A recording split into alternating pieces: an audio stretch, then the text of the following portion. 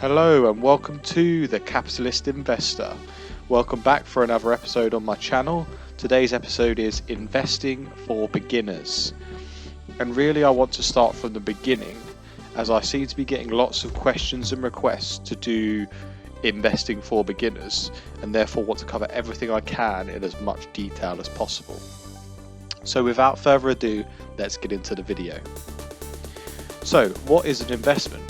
An investment is a long way from putting your cash in a bank account where it sits to earn interest. An investment is a gamble. Instead of the security of guaranteed returns, you're taking a risk with your money. The hope is that you make a lot more than you put in, but there's the possibility you end up with less.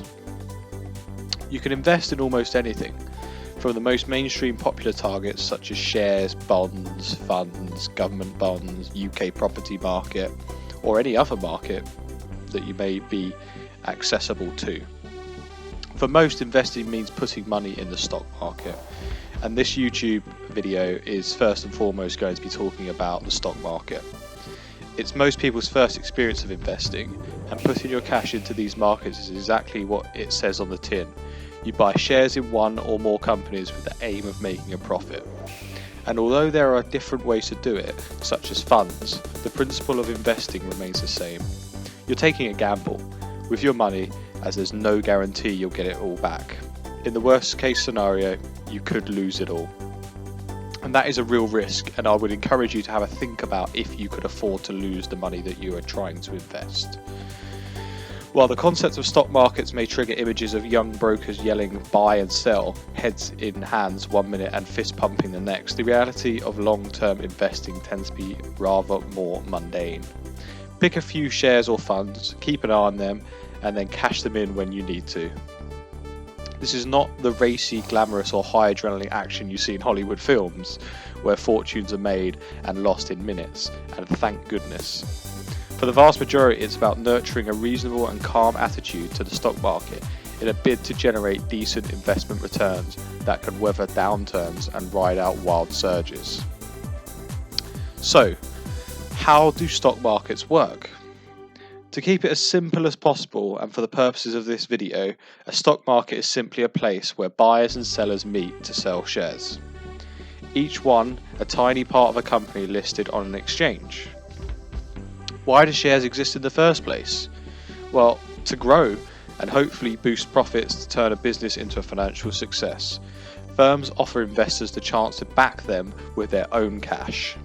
Enter a stock market. In return for your cash, a business offers you a share in its future. So essentially, own a tiny slice of that company and become a shareholder. And if you wish, this slice of company you own can be traded with anyone who wants to buy it. So why does a stock price rise and fall? The price is initially set by the firm offering shares, but its price on any given day can be determined by poor financial results, the economic health, and so-called sentiment, i.e.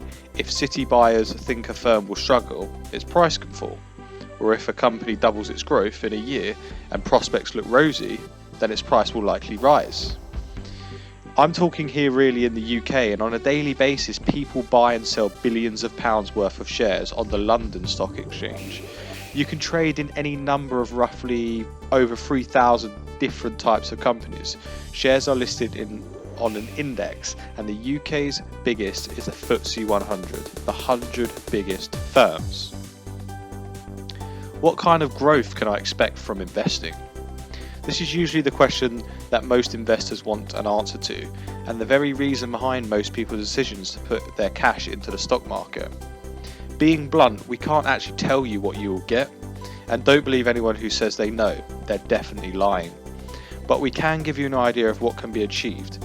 With saving rates hovering at historically low levels of around 0.5% on typical competitive savings accounts, the incentive to look elsewhere for decent returns is strong. Of course, anyone would prefer to make 5% on their cash instead of 0.5%, or £50 on £1,000 instead of £5, but only if you take the right level of risk to suit you. We've said it above, but there's no harm in repeating this till we're blue in the face. Investing is risky, and any money you put in could fall in value. Put bluntly, you could lose it all. There's a reason you'll see the phrase past performance is no indicator of future success. You're no guarantee your investment is going to do well.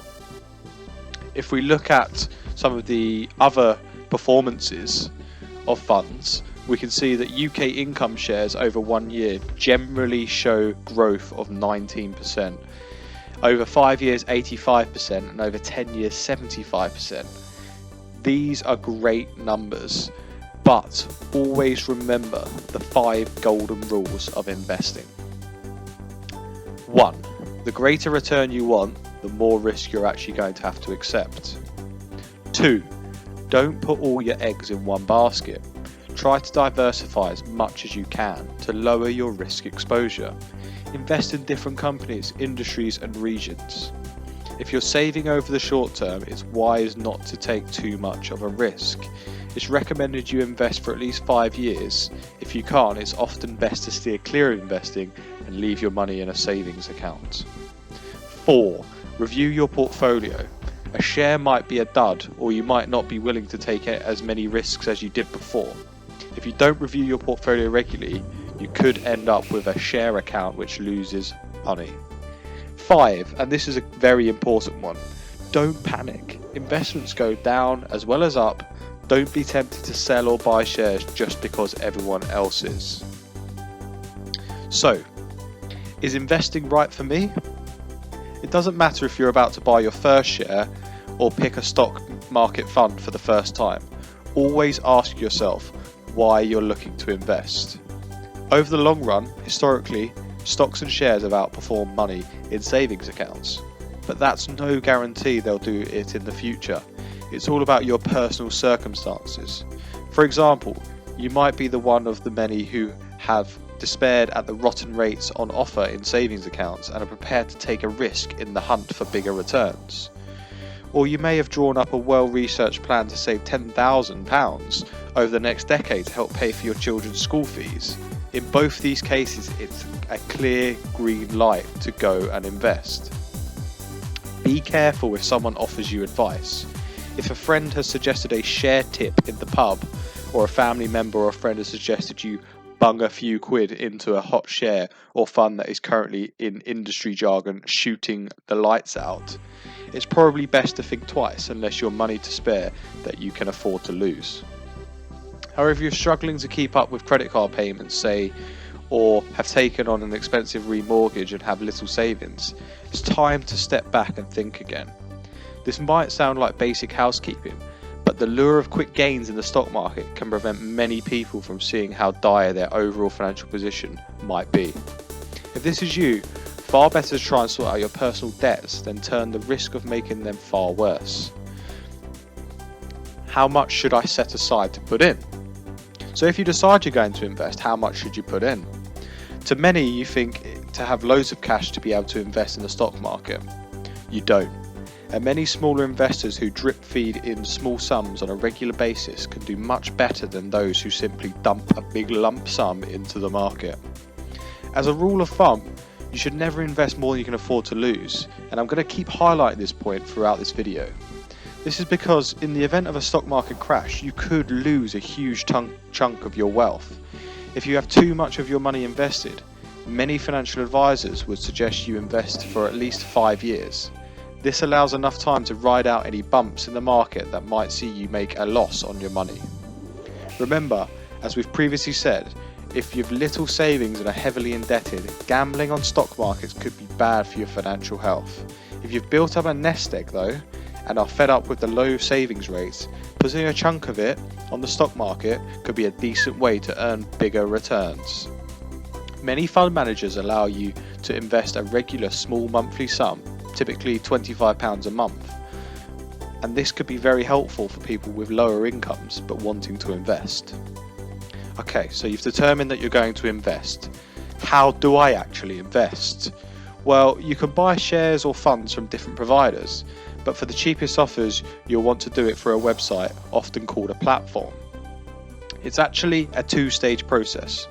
First, you need to pick which platform to buy your shares or funds from. Then you need to decide what investments to buy. It's like buying bread in a supermarket. You first need to pick where you want to buy the bread, then choose which bread you want to buy. As a rule, you'll be charged for using the platforms and buying the investment. To stretch the analogy somewhat, imagine each supermarket charges a different price for its shopping bags. Some supermarket bags are cheaper than others, but the ones that have the most expensive bags may sell the cheapest bread. So it's a combination of the two factors that need to be taken into consideration. Note that while the platform fee is charged by the platform, you choose the company buying the shares on your behalf or running the funds will be charging you for its service. Okay, so what is a share? A share is simply a divided up unit of the value of a company. For example, if a company is worth 100 million and there are 50 million shares, each share is worth 2. Those shares can go up and down in value for various reasons. Companies issue shares to raise money, and investors, which is you, buy shares in businesses because they believe the company will do well and they want to share in that success. In addition, companies can pay dividends too. There are two ways for making money from investing. One is when the share value increases, and the other is when it pays dividends. They are a bit like interest on a savings account. If a company makes a profit, it gives some of it back to you. It could be on a regular basis or on a one-off. And just as you have personal savings allowances for interest on savings, you also have a dividend allowance each tax year where the first £5,000 you receive is tax-free. Note, this is only for UK investors. So, what is a fund? You may have heard about funds previously, and a fund is simply another way to buy shares. But instead of you buying a slice of the company directly, you give your cash to a specialist manager who pools it with money from other investors to go and buy a job lot of shares in the stock market. Each fund is made up of units, so if you want to invest you need to buy units, and these come at a cost which varies from day to day. The value of each unit will rise or fall depending on demand in the market for the fund. Say you want to invest £1,000 in a fund. If each fund costs £2, you can buy 500 units. 6 months later, if each unit is now worth £2.50, your investment is now worth £1,250. Funds can invest in almost anything. Countries, energy, gold, oil, even debt. All funds have a theme. Anything from geography, industry, types of investment, to the size of the company. What you choose will be down to your attitude to risk. Say the fund focuses on fledgling biotech companies in emerging markets. All the elements involve a high degree of uncertainty, so if it goes well you could make massive gains, and if it goes badly, massive losses. Alternatively, it could be a FTSE 100 tracker, where the fund simply invests in the UK's 100 biggest companies and therefore is much more mainstream. I just wanted to cover a point for UK investors, as I appreciate there'll be a lot watching. And investing in an ISA should always be your first port of call. I'm going to talk specifically about the UK here, but I'm sure in other countries there are also other tax wrappers that can help you in terms of investing. Everyone in the UK over 18 has a £20,000 annual ISA allowance, which means you don't have to pay any tax on any stock market gains you make within this allowance. So, how do I research what to invest in? If you're not sure what type of investments to pick or concerned you might take on too much risk, there are plenty of free websites packed full of detailed funds and stock market information, such as Hargreaves Lansdale, Interactive Investor, Best Invest, Charles Stanley Direct, all of which are great platforms to use.